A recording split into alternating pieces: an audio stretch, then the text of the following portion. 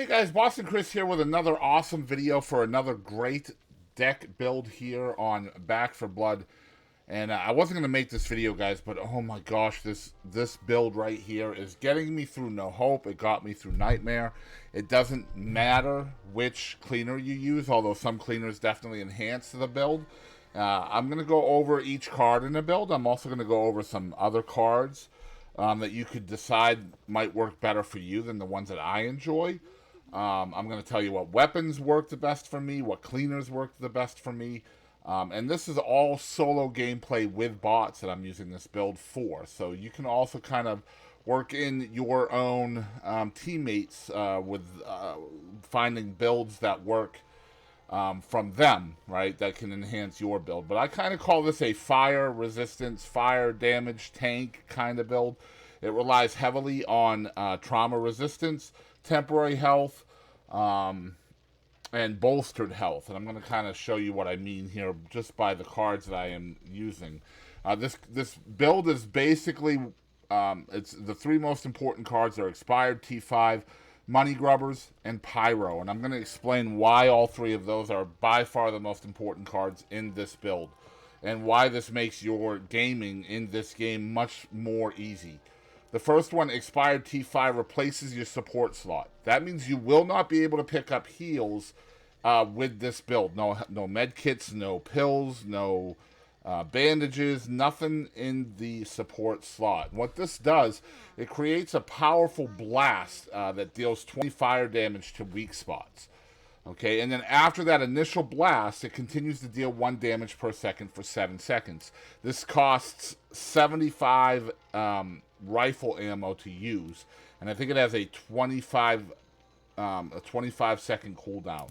Okay, the reason why this is amazing is it's an AoE thing, right? So it creates this cloud that surrounds you, and whatever is within the cloud is taking 20 fire damage to their weak spots. Okay, so that means it's essentially precision kills as well. So you can work precision type cards to go around this too, if that's the build that you want to make. For me, I'm going to use this to create temporary health for me with Pyro.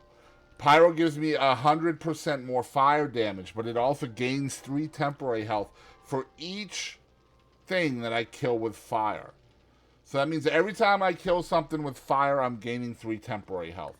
It also allows me to sense flammable objects nearby. They'll be outlined on your playthrough. So, Expired T5 and Pyro together are very important for this build. Now, Money Grubbers is important because of economy. I have found, because of Money Grubbers, and also using burn cards at the beginning of the game, like Windfall and Hired Gun, these two cards right here, especially with bots, right? So if I use Windfall on the first map, I'm going to get an additional 600 copper, because each cleaner gets 150, and I get all of the bots' copper, right? So it makes sense in the early game to try to increase your economy. And Money Grubbers is going to do that for you. So that's a really important card. I never need money. Every single round, every map, I am buying everything. I'm buying stamina, which is the most important buy in this build, because honestly, stam is kind of ignored in this build. You're more of a slow, patient, tanky kind of build in this build. So if you're looking for fast gameplay, this is not it. This is the one where you're just kind of painstakingly and patiently going through each map and clearing everything as you move forward through the map. The fourth card is Fire in the Hole.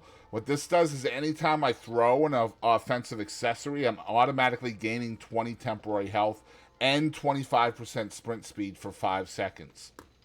So that means I throw a Molotov, I get 20 temporary health, 25% sprint speed. I throw another one, same thing. I just keep stacking that, okay? And that's why I have Offensive Scavenger, because now I can sense nearby offensive accessories, and more of those accessories will spawn on the map for me as well, which means I'm going to find more mollies, more frags, more of those types of things, more throwables. Then my next card is Durable, and this is when we start stacking our resistance everywhere and health, right? So we're showing that this build is more based on trauma resistance, health, resistance of all kinds, fire, and others. And durable starts that trend. I received an additional 15% trauma resistance, 10 health, and 20% fire resistance with durable. And then numb makes it so I get another 10% damage resistance to go on top of all this. And that's while I have temporary health. Now, obviously, because of pyro, I'm going to have, and pyro and fire in the hole and another one down here, buckshot bruiser, they're all giving me temporary health, right? And temporary health is giving me 10% more damage resistance. Yeah. Buckshot Bruiser helps with that. Again, anytime I'm using shotguns, and this is a shotgun build, I'm going to gain 0.25 temporary health for each pellet that hits. Not each bullet, but each pellet. Each individual little pellet from the shells that I am putting out from the shotguns is giving me 0.25. If I hit 4, I'm getting 1 health. You know, every 4 pellets it hits, 1 health. Pumped up, I'm making it so my temporary health decays 20% slower, right? And I'm also getting 1 additional pain meds that spawns on the map, which doesn't matter to me, but if I'm playing with teammates, that will definitely help with them. Now, I play with my son who has a pills-based build, and this card really helps him a lot because he finds more pain meds, and I get 5% more health. Padded suit continues with the damage resistance, continues with the health. I get more, another 10% damage resistance and 5 more health. The debuff is minus 20% stamina efficiency, and that's why you need to continue to buy stamina when you go to each new map. Buy the stamina. Very important. Double grenade pouch is going to give me 2 more offensive slots, so I can carry 3 grenades or throwables. Motorcycle helmet, again, helps me with more damage resistance and more health. Another 15% damage resistance. Another 10 health. Scar tissue, I'm taking 1 less damage from all ridden. So every time a ridden hits me, I'm taking 1 less damage from that ridden. But more importantly, I'm taking 50% more acid resistance. Which means if I stand in acid, I'm taking half the damage than I would if I didn't have this card active. And that's super important, because acid is huge in No Hope and Nightmare. Fit as a fiddle. Again, now I'm looking to give myself more team bolstered health. This gives everybody in my team, all 4 cleaners, 20% more team bolstered health. It also gives me another 5 health to every cleaner in the game. And then body armor gives me another 20% trauma resistance. Now, these 2 cards, Fit as a Fiddle and Body Armor, are 2 cards that can be interchangeable depending on which cleaner you're going to use, right?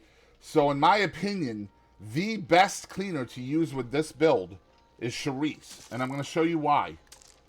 SHARICE gives you 25% trauma resistance and 25% team bolstered health.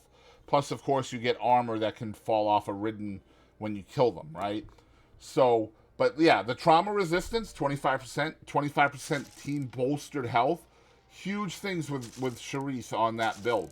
Because again, if you look at the last 2 cards that we're using there, Fit as a Fiddle is 20% team bolstered health. You get another 25% from SHARICE, and then 20% trauma resistance. You get another 25% from SHARICE.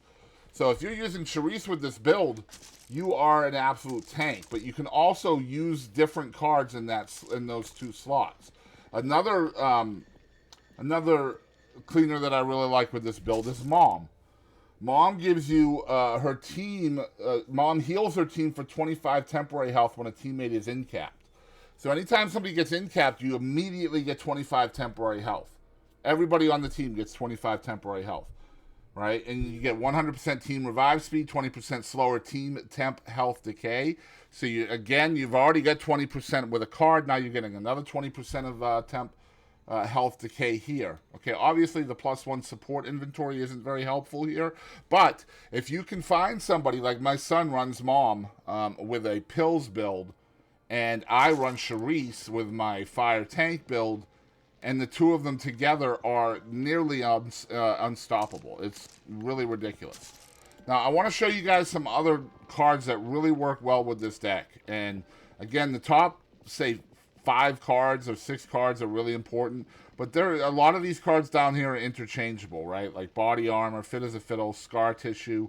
Scar tissue is pretty important with the 50% acid resistance. But some of these cards you can really kind of work in and out. Like some of these you don't really need to have. Offensive Scavenger is one that's kind of a luxury that you can kind of move in and out. Now let me show you some of the other cards I feel work really well with this build. The first one is Pinata. Now Pinata is anytime you kill a ridden with an accessory, you have a 10% chance of it dropping another accessory. So if I'm killing things with my Molotovs, for example, it has a chance of giving me other Molotovs. It'll drop any accessory, essentially, right?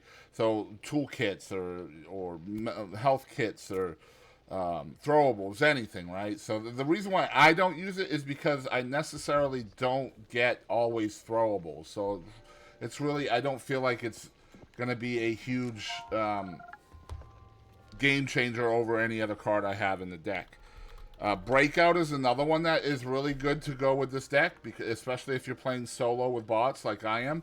But this gives you, obviously, the ability to free yourself from grabs, and it has a 50% breakout cooldown reduction, okay? So that's a really good card if you're not wanting to worry about, like, tall boys grabbing you and things like that. Shredder is a good card for this one. Yeah, I can spell. Let's go. But Shredder's a good one because this is each bullet hit causes the target to take 1 increased damage for 3 seconds. This will stack up to 15%.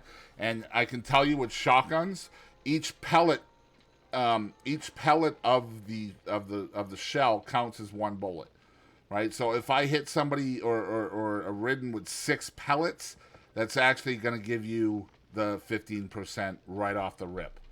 Right, so if you're getting 15% more damage all the time, obviously that's going to help you just get through the crowd quickly. Quick kill is another one. Now accuracy is a thing, right? So you're running shotguns. So if you're wanting to increase your accuracy, I feel like there's 2 cards that are kind of interchangeable, especially since you're using shotguns. And aiming down sights is not really an issue, especially where you're using motorcycle helmet, which already disables that anyway. So like quick kill right here is a good card because it increases your accuracy by 50%. If you're running a build that doesn't disable aim down sights, you could use Optics Enthusiast, which grants 30% accuracy without a debuff. Right, that's both are really good cards to increase your accuracy. Another good shotgun card is Scattergun Skills. This gives you 40% more reload speed with shotguns, which is important if you're wanting to reload more quickly. Oh my gosh, English is good. Now, here's a really good card sometimes. I'm not a real big fan of this card for a couple of reasons, and I'm going to explain why. Phosphorus Tipped is continuous gunfire gives an escalating chance to set targets on fire, which is great, but I have found that it really doesn't work that well. I'm not noticing things catching on fire very often with this card. And plus, I'm looking for the Damnation Shotgun anyway. So if I find the Damnation Shotgun and it's got incendiary rounds, this card is really not that important to me. Now, the cool thing about this build is even if I don't find the Damnation, it's still a viable build, okay? But this is a card that's interchangeable. If you want to try it out and see how it works, then definitely do it. Now, here's a card that is really hard for me not to have in the build. It's Face Your Fears. This is you heal 1 temporary health whenever you kill a ridden within 2.5 meters. This is an important card, but it was hard for me to find a spot for it. Now, if I was going to replace anything in the deck, it would be this one, Offensive Scavenger, which is I can sense nearby offensive accessories and more offensive accessories spawn. Whichever one's more important to you. If you want more throwables, keep that one on. If you want more temporary health, keep this one on. I run this build, and I don't notice any issues with my health at all, like ever. So that's why I don't use that card. And the last card that's really viable with this build is Shell Carrier. This gives you 30% more shotgun ammo capacity, but more importantly, it gives you 10% more damage with shotguns. Now, obviously, this build is not built off damage per second. This is more along the lines of don't take damage, and eventually you'll kill it. right? So that's kind of the way I've made this build. Going back to cleaners, another really important cleaner that this works well with is Tala, because Tala has one warped chest that spawns on every single map. So if you can either use her as the main cleaner for this build, or get a buddy of yours to use her along with this build, then you have a better chance of finding your damnation. And your damnation, if you find it, there's a rare version and a legendary version. If you find either one, it just makes this build unbearable for the enemies. Like, you just, it's like a knife through butter, dude. You just run through the map. Like I said, any shotgun is really, really good for the build, because really you're using the expired T5 as your go-to. If you have any questions about the build, or you enjoyed the video, please comment down below, like the video, subscribe to the channel. You know, all the good stuff.